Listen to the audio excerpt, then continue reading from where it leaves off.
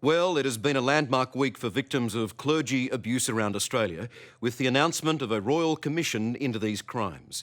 It's an incredible relief and vindication for victims, especially the men we interviewed recently who suffered atrocious sexual and physical assault at Boystown in Queensland. How many of you were sexually abused at Boystown?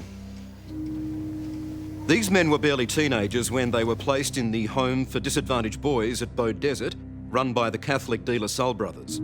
As a result of their courage in speaking out, Queensland Police established a special operation to pursue criminal charges against the brothers. And separate legal action by the victims has become quite simply enormous.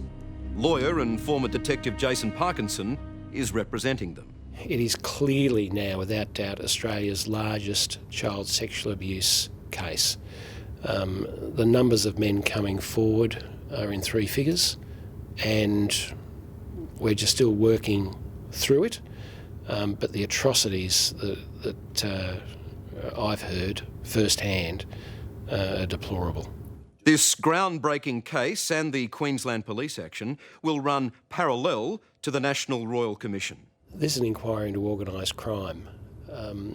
There is no more serious crime other than murder than the sexual molestation of a child.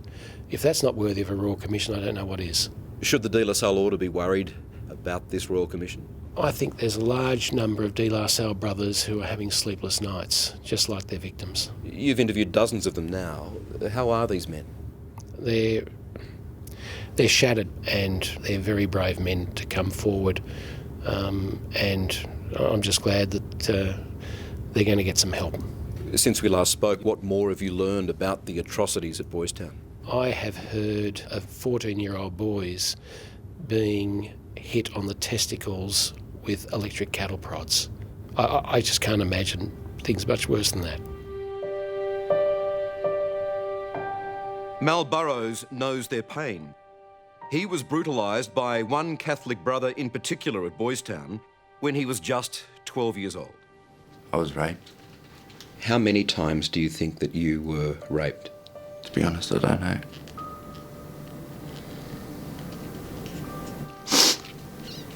Too many to count? Too many to remember. Yeah. That brother is still alive today. And finally, after all these years, Mal feels like he might get some justice. The biggest relief of all is simply that people are listening. As a man, speaking about this is one of the hardest and most embarrassing things to reveal. So the response has been very supporting, and I guess that helps us as individuals, that people actually do listen to us, and hopefully now that we have the attention of this Royal Commission that's come forward, these people cannot hide behind the cloaks anymore.